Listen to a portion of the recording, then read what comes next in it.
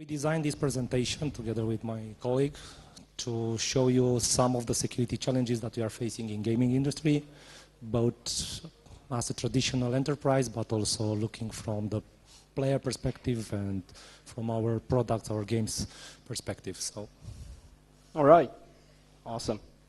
Hello everyone, my name is Razvan. I was only actually supposed to do half of this presentation, but since Mihai lost his voice just last night, I'm just going to cover it all. So let's get into it. All right, I'm going to do the introduction for you to save you a bit of health on your voice. So Mihai is our Director for Security Operations here out of EA Romania. He basically manages the whole SOC as far as EA Global goes. So today we wanted to present a few of the more unique security challenges that a gaming company has. I mean, security in general is pretty broad, and a lot of companies, regardless of their business, actually cover various aspects of it, right? So malware is a problem for everyone, but obviously each industry also has its own specifics. So I'm going to take 2 points of view. The first one is from a SOC/enterprise security level, and the other one is basically where I fall in, which is the application security area, let's say. So, getting into it, video games have been growing tremendously in terms of business. A recent study basically places gaming as the biggest entertainment category globally in terms of revenue, profits. Articles about the gaming industry, some snippets from Reuters and Forbes. The Forbes snippet discusses FIFA. As you can see, the discussion was around the fact that it generates nearly $800 million a year just by itself. Obviously, FIFA is one of the titles that we have in our portfolio. And so there's another aspect here that I thought was really interesting. They mentioned that China has a 50-point plan to turn the country into a $800 billion sports industry with focus on soccer. So this implicitly means that if China grow and kind of market soccer inside of their own country, implicitly FIFA and other titles that do soccer will grow with it. So compared to television, at the time of this study, about 11 billion more, which is quite significant. So what are the problems in essence from the security perspective? A small snippet on top discusses an interesting case that was recently wrapped up, an attack against the Xbox network by a few exceptional but misguided young men. They basically figured out some vulnerabilities and were managing to falsely create in-game currency. Now, for those of you who are unaware, you have various types of currencies that you earn by playing the game, and you spend it for various items within the game. So in this case, they found a vulnerability that allowed them to actually pipe into a database and just generate value constantly and then sell it on the black market, because obviously there's also a black market for in-game consumables, any type of game you can think of. If there's trading, there's going to be a black market. So we are significant targets. I think 3 major types of attackers or motivations behind an attack are the main culprits for us. Embarrassment, so obviously, hey, EA has really bad security or something along the lines is their final goal, most of the times.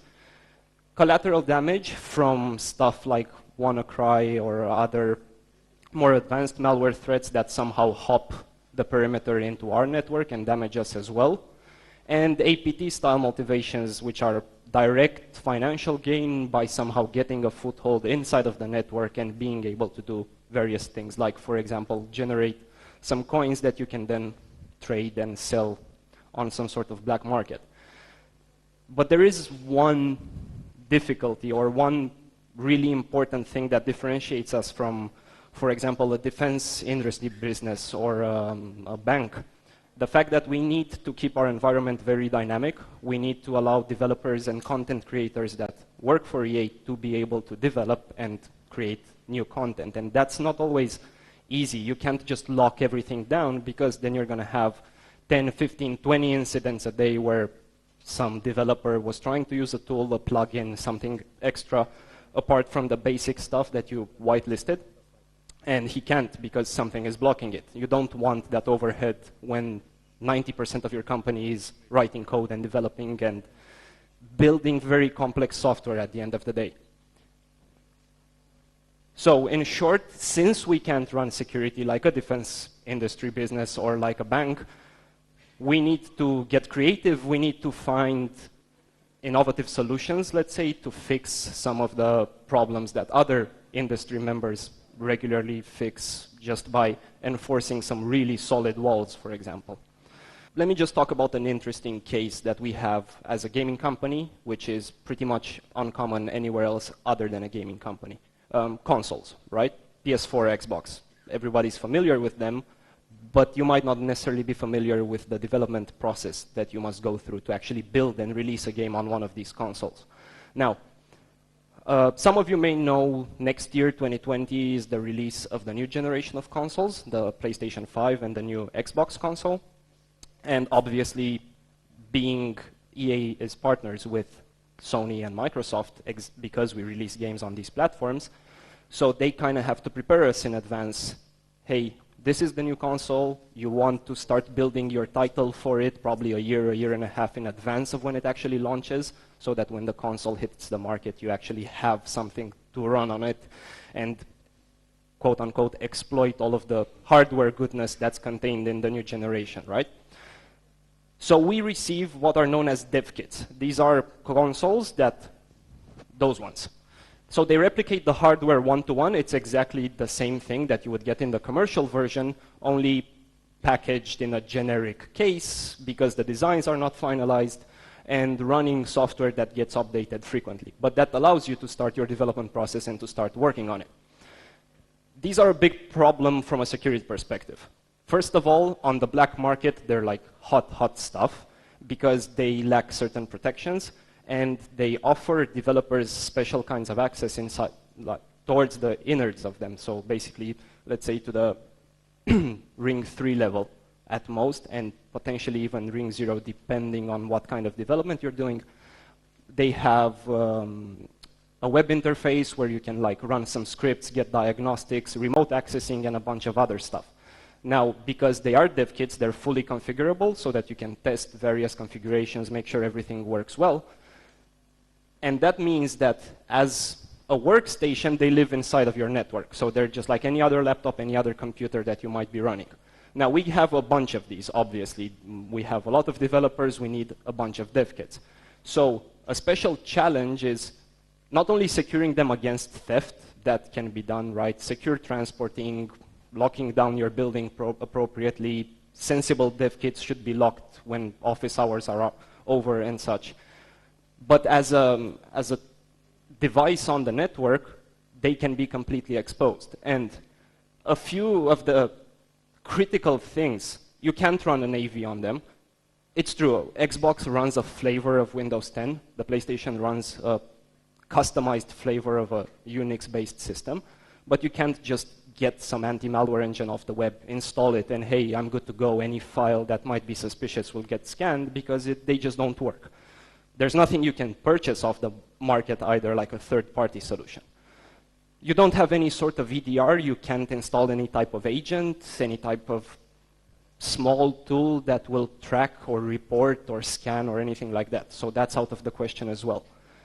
And they don't have any sort of possibility for remote lockdowns or joining domains and getting policies from your domain, which again means that basically they're just on the network, accessible, and unless you do specific stuff to lock them down, they're going to be open systems that can be used for pivoting inside of the network.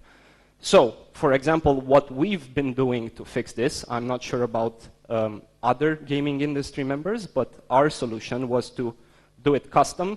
So we have a custom-built solution that basically navigates the network, tries to find dev kits, and exploit them. So it does a proof of concept exploit. It tries to run a script and get a return value from that. Nothing too fancy. The fancier part of it is that it also attempts to lock down the dev kit. So once it's founded and confirmed that it's exploitable and you can actually use it as a pivot point inside of the network once you've gained perimeter access, it basically pushes a configuration set to the actual console that locks it down, sets an administrator password, and if I'm not mistaken, the latest feature is that it emails the administrator, so the administrator account that logged into the console last, hey, we changed your password, reach out to us so we can get it unlocked. Other than that, the only solution that we actually came up with was to do network segmentation, so trying to isolate all of the dev kits from everything else both ways. So that's a bit challenging. Again, we need to be dynamic. We have a super vast development environment, all kinds of tools, build pipelines, everything you can imagine. So doing the segmentation is a bit tricky. We've been working it out pretty well so far, but it's not really 100% set in stone right now. It's very promising though. So this is something I mentioned initially, that we're going to talk about stuff that's a bit more unique to the gaming industry. Consoles on the network are one of these considerations, and companies that build stuff for consoles really need to make sure that if they use dev kits, they are not leveraged as pivot points within their network itself. All right, this was supposed to be my introduction slide, so this is where I slide in one more time. So, a bit about me then, if we're at this point. I'm the tech lead for the security engineering team at EA. The full name, and that was a poor choice of color on my behalf. The full name of my department is the Game and Platform Security Engineering Team. So basically our responsibility is games and all the services that support the games, and the platforms themselves. So this means Nintendo Switch, PS, PlayStation, Xbox, PC, mobile phones, Android, and iOS, obviously.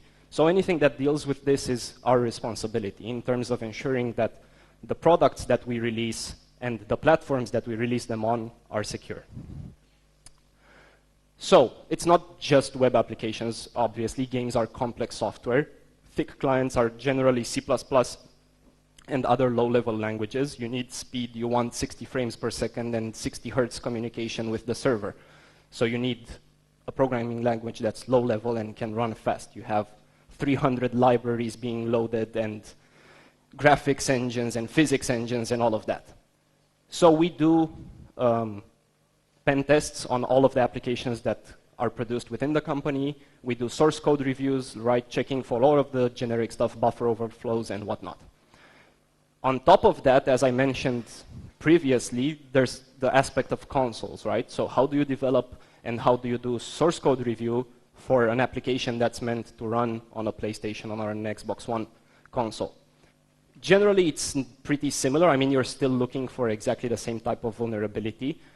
Exploitation becomes a bit more complicated, whereas on PC, it's pretty straightforward. You have documentation. There's been so many exploits and ASLR and all of that you can bypass, etc. Consoles are locked down. Documentation is available for us as a collaborator of their of their platforms, but they don't go into so much technical detail that you can be 100% sure that, hey, I found a vulnerability, but it's not exploitable because the hardware in itself is locked down in such a way that it won't allow exploitation, or maybe I can't even set execution on a memory page that I'm in right now, etc. And the latest thing, which we actually debuted pretty recently, cloud gaming. So the concept pretty simple. You have a very thin client running on your machine. Technically, right now that is not the case, but technically it could be as simple as a TV, right? A smart TV. And everything is run on the server. What you get is streamed video, and what you send back are streamed inputs. So basically anything you input from your controller directly just gets piped into the server. Now, this is a new technology space for us. I know other industries are very mature in the cloud side. We also have cloud infrastructure and manage it, but this concept of dynamic streaming constantly is something new, and it opens up a new sector of vulnerabilities that we were previously not accustomed to. Fortunately, we have it under wraps, so we did figure it out, and we had gigantic architecture reviews and security reviews. but it is a new class of vulnerability, so it's something special that we're on the lookout each time our developers do something new for the cloud environment. Antipiracy, all right. So I mentioned game and platforms. Obviously, since we're responsible for the games as well as the platforms they run on, anti-piracy is also something that we are concerned with. The three major aspects of anti-piracy: diminishing returns. Everything will get cracked, period. There's no debate about it. Took me 2.5 years to convince people at EA that there's no uncrackable, there's no anti-tamper solution that will just fix it and you're going to be able to not have a cracked game for 50 years or something like that. So it's all about the diminishing returns. Minimize performance impact. Anti-tamper tends to be quite performance intensive, and when you're talking response times of 2 milliseconds and 60 frames per second, it can get a bit tricky. Minimize player annoyance at the same time, so you want it to run everywhere. If somebody reinstalls the game on a different configuration, it also has to run appropriately. Licensing checks, everything has to flow without any friction to players. And maximize time on market. So once it's been cracked, the revenue that you get from a title will probably decrease. So the idea is to have as much time from launch as possible until it will eventually get cracked. The anti-tamper in itself is a complicated discussion for gaming companies, and I'm sure for other companies as well, but this is my area of specialty, gaming in itself. So we at EA had a very long debate in which we weighed the pros and cons of building our own anti-tamper versus purchasing a third-party anti-tamper off the market. So something like Denuvo or Arxan, VM Protect, stuff like that. Now, today we still use a third-party component. Developing an anti-tamper is no easy business. You need quite the team to actually get something that you can trust for more than 3 hours after you launch the game. So we're still going for third-party stuff. We've had a very good collaboration with Denuvo in our case. They have a very interesting solution, but for us, maybe other companies disagree, but for us, going third-party is still the best choice today. And finally, one important thing, regardless of which method we approached, one important thing for us was to be tuned in. So that means tracking latest developments, making sure we know when a crack is released, making sure we measure what kind of average time we get between the release of a game and the day that it was cracked. It's just another form of threat hunting, a very basic one, that's true, but it's just scouring the web and all of the common resources and the more uncommon resources like forums, Discord channels, stuff like that, to get information as soon as it becomes available. And finally, one more topic, and this is really getting into really specific gaming problems now. Anti-cheating, or the problem of ensuring that everyone has a fair and fun experience and nobody has an unfair advantage over the other players in their game. That graph, which unfortunately is a bit not that clear, but it's a graph from Bloomberg.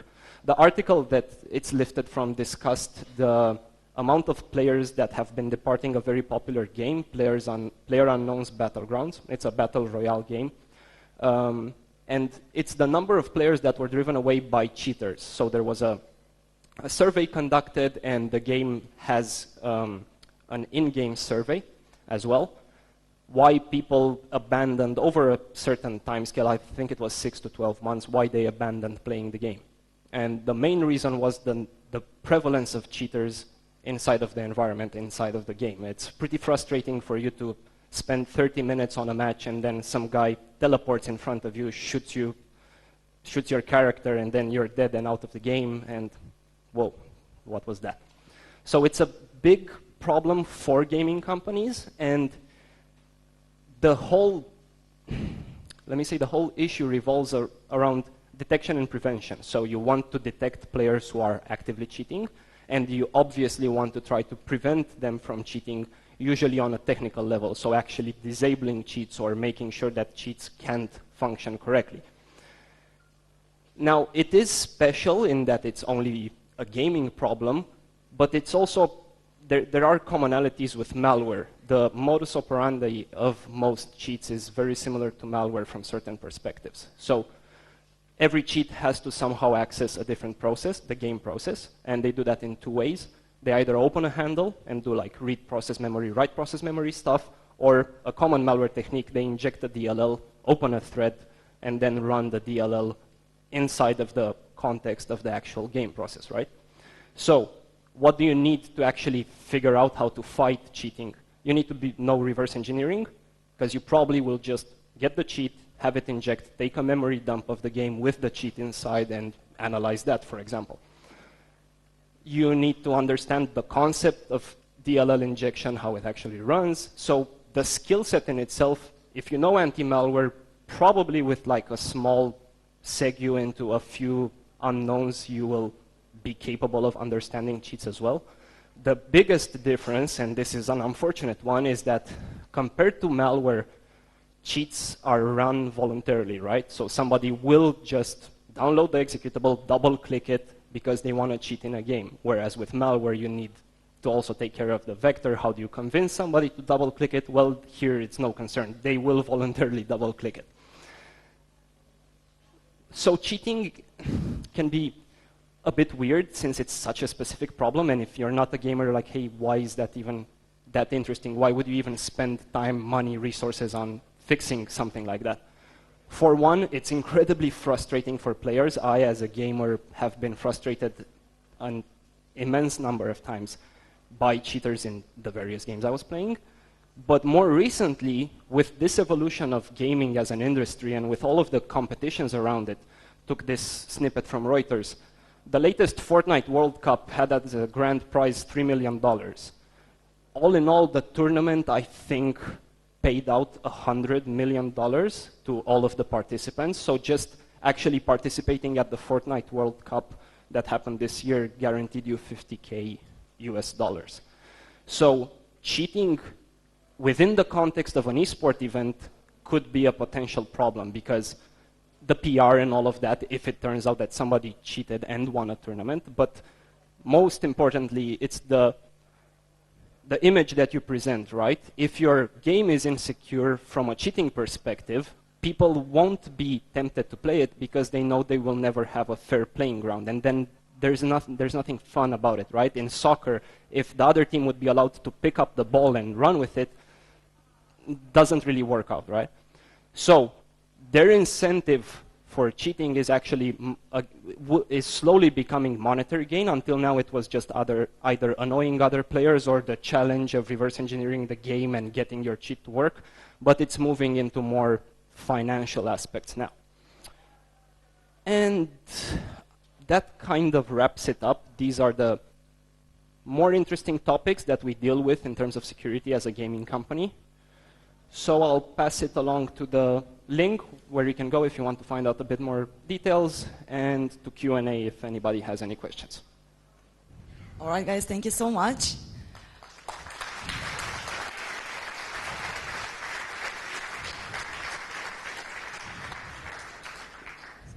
So we have one question here. Hello, thank you for a very interesting presentation.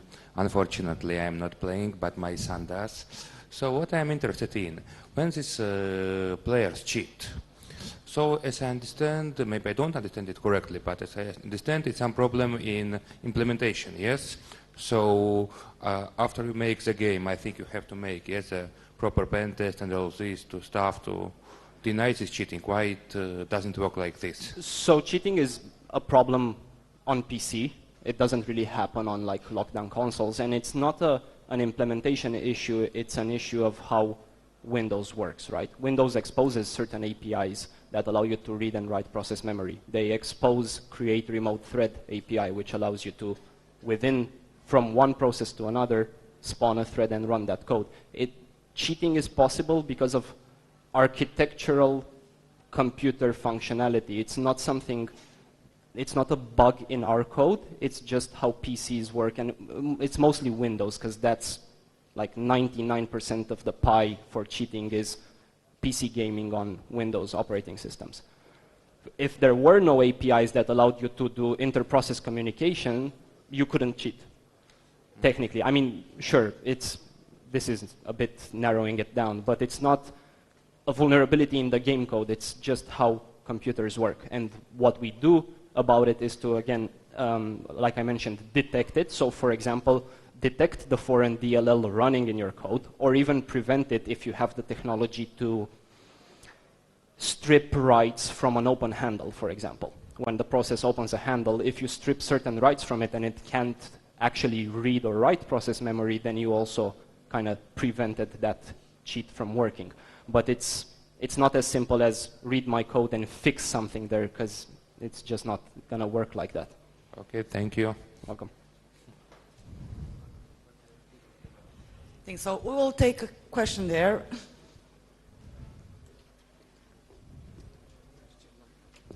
So we have a problem with the spare mic. I don't know who was first. I don't know. You were first. Hi, thanks firstly for your presentation, and secondly for having finally Romanian First League in FIFA 20. Coming back to security-wise, I know that the Novo has kind of issue, and from gamers' perspective, lately the time it's not that large, like in between you launch a game and it's cracked. Have you reconsidered, and it's of course most used in your games? Yeah. Have you considered moving to another third party or improving this kind of improving, anti-tampering? yeah, constantly. Moving to another third party, it's always a consideration. We just want the best. I personally just want the best technology. Unfortunately, and this is my own personal opinion, so this is not reflective of EA's stance in any way, I don't think there's a better solution on the market today. And you're right. I think the last one was 3 days or something. That's not a fantastic amount of time.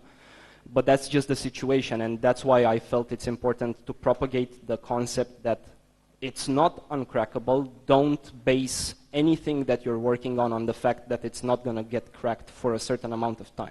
I know, but I suppose it costs a lot of money for you guys. Like if it takes, you launch the game and it takes 2 or 3 days to crack it, to crack the Nuvo anti-tampering, it's your loss. That's the situation, that's the industry, and that's the status quo. We're always trying to improve, but it's not always possible, especially in, like, I would call 6 months for improving an anti-tamper a very short time span. And our reaction time realistically is probably not 6 months, but maybe 2 weeks, 3 weeks, and that's just unfeasible sometimes. Okay, thank you. So I saw one hand raised there. 2 more questions, okay? Okay.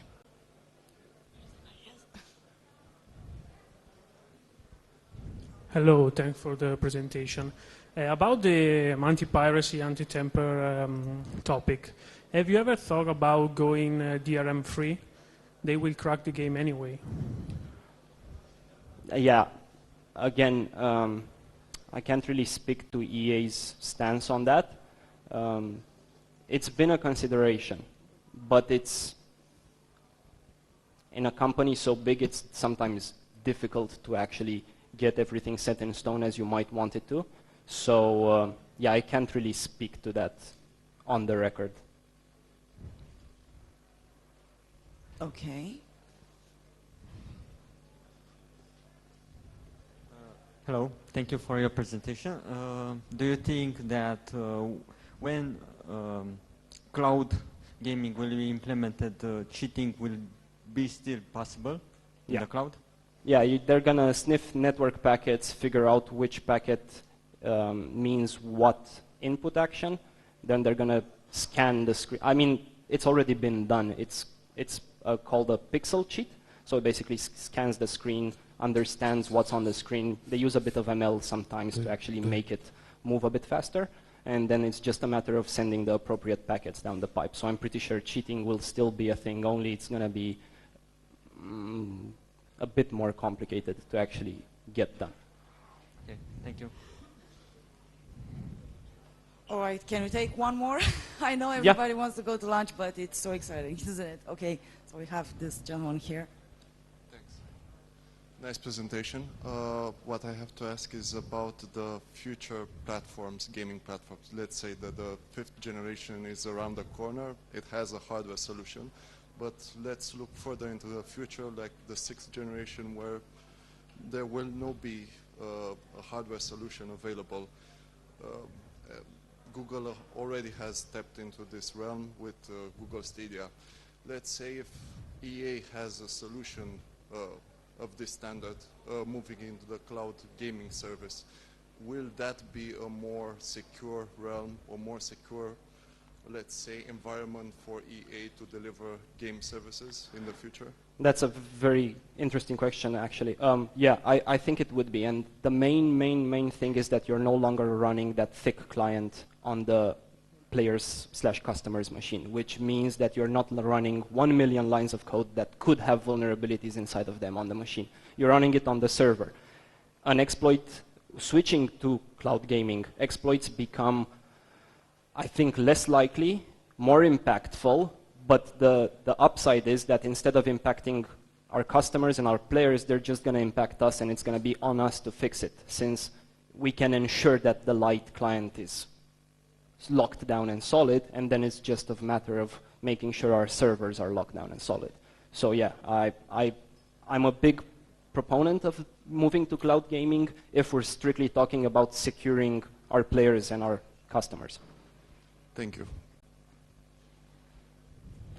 Okay, thank you so much, Mihai and Răzvan. Let's give them some...